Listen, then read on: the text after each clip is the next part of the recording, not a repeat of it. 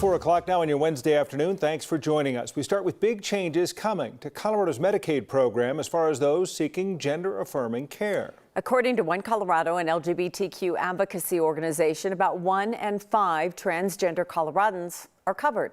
And as 9 News reporter Jaleesa Rosari explains, it just got easier for them to use it. It's difficult to get it right the first time, but revisions can leave people like Skylar Patron hopeful. Patron is the health equity manager at One Colorado.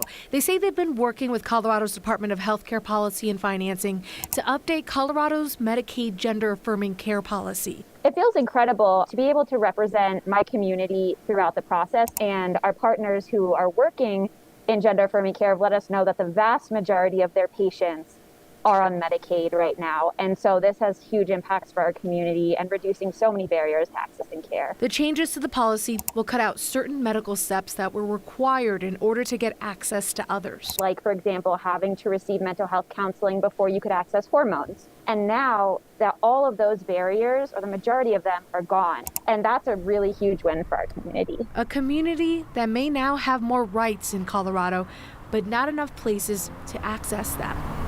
Children's Hospital of Colorado will no longer provide gender-affirming surgeries, but Patron hopes the policy changes will open doors for others. Hopefully does mean that there will be more space for care to actually happen. But even as they navigate these new opportunities, they do so knowing more changes will likely be made. It is far from over, but we are here for the long run.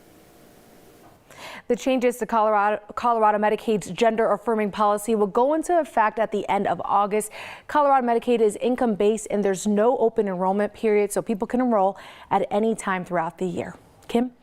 This interesting discussion that's being held nationwide, and with the news yesterday regarding children's, it's very different.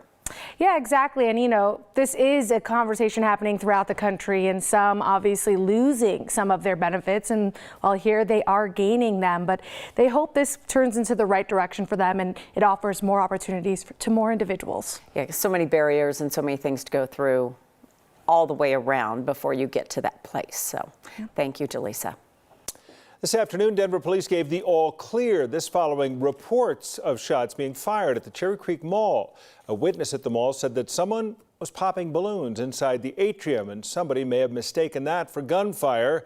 DPD quickly said the shots fired call was unfounded and let people back into the mall shortly after 2 p.m. Take another live look outside. Not as hot, but a hot day today. There you can see some cloud cover working its way in and around the blue sky. And the question is, are there storms coming our way this afternoon, Kathy? There are, Tom. Back to you. Thank you very much, Kim. That was quick. Hi, Kim. Hi. Here and there. Go out and see if it's raining, Tom. I'll go take a look. Okay. Well, maybe over here. That cloud Oh, looks no. like... I shouldn't have told him this. He's going to leave. I know. He'll come back. I'll be back on Thursday. He likes working with us so much, Kim. No. He's not going anywhere.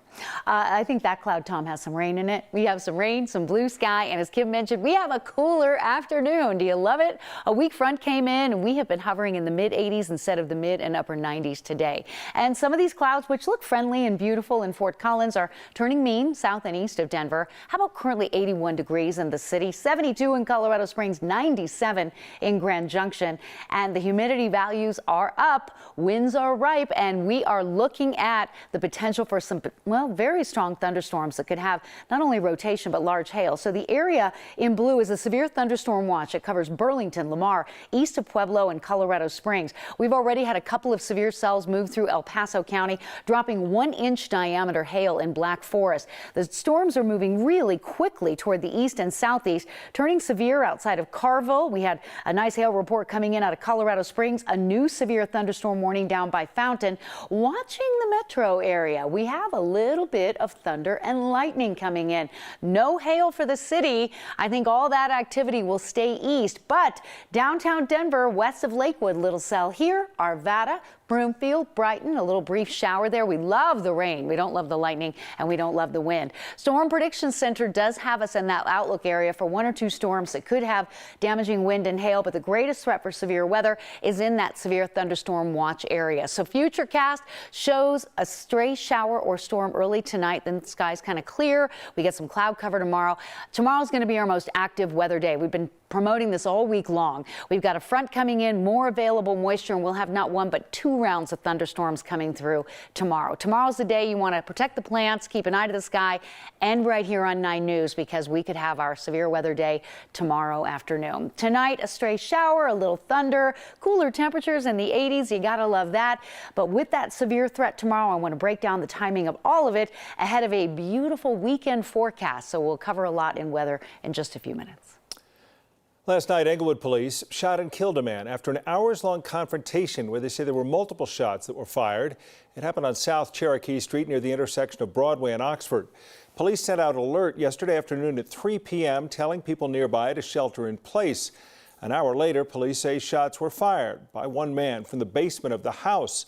Police shot back, but then continued to negotiate with the man before using drones, a bomb squad robot, and gas for hours to try to get him out of the house. Police say when that didn't work, they used an armored vehicle to open the garage door, which is when they say the suspect pointed a gun at officers who shot him. Police say he died at the scene. Now the 18th Judicial District Critical Incident Response Team will investigate the use of force in this case. A woman from Highlands Ranch accused of shooting and killing her husband had called 911 before, calling him a monster and saying that he had attacked her. This is according to an arrest report.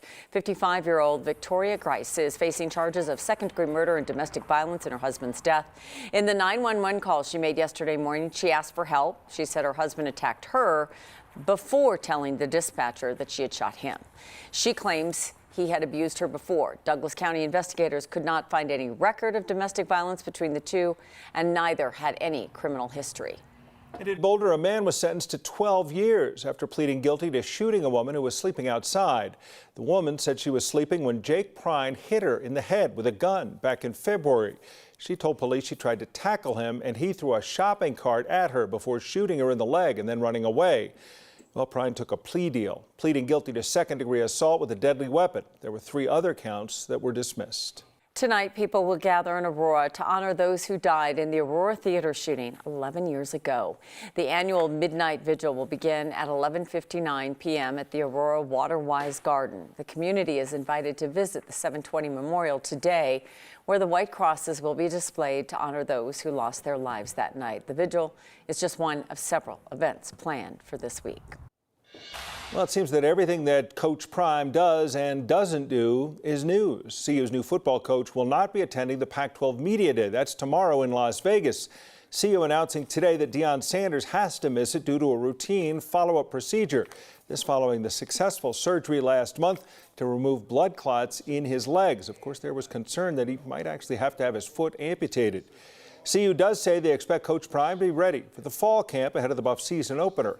Deion's son, Shedeur, the Buff starting quarterback, will be one of the team's representatives at that media day, alongside teammate Travis Hunter and the team's defensive coordinator, Charles Kelly.